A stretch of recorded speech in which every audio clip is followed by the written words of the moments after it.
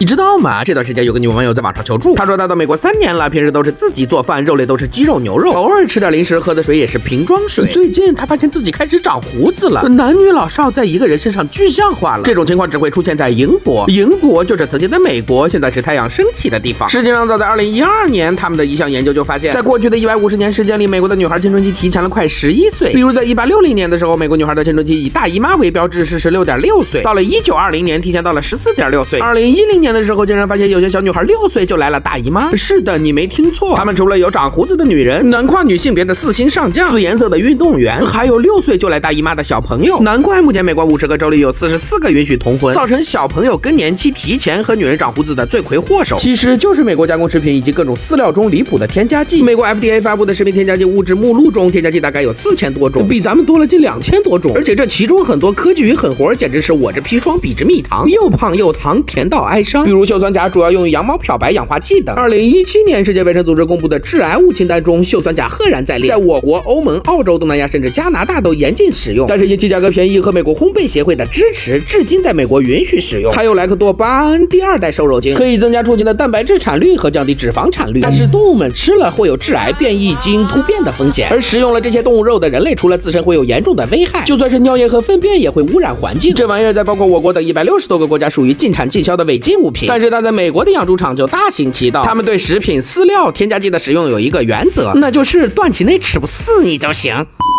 值得一提的是，2025年2月，我们开始实施新版的食品添加剂使用标准，可以说是全球最严格的标准。食品中所有的成分必须按照添加剂降序标注，而美国的 FDA 却允许将部分添加剂归类到天然香料、人工香料等大类名称，这就造成了有些东西可以利用漏洞蒙混过关，从而造成消费者免疫系统的紊乱。所以什么女人长胡子、6岁来大姨妈等就不足为奇了。还有一个值得一提的是，美国的儿童花生过敏率高达4%，甚至在校车上都有肾上腺素以应对突发情况。其主要的原因就是添加剂加入儿童食品导致。所以一些美国人到了中国之后，神奇的事情发生了，那就是他们发现自己竟然对花生不过敏了。而花生过敏这个词儿在咱们国家来看，真是太小众了。